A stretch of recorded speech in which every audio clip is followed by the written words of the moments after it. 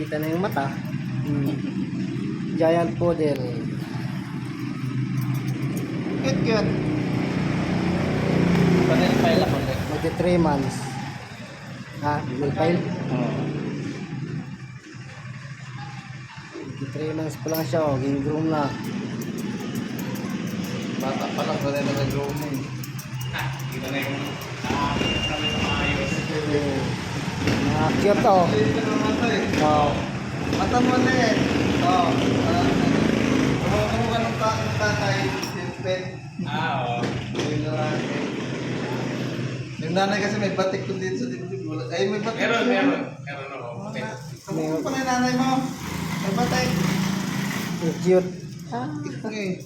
Maganda to kasi malit pa lang. Sinanay nyo sa grooming, no? Kasi mahirap to. Pag malaki naman, lalaban na eh. So, dapat sanayin sa tao. Para hindi siya maging aggressive. So yun lang. Bye-bye na kami sa Vlog TV. Salamat.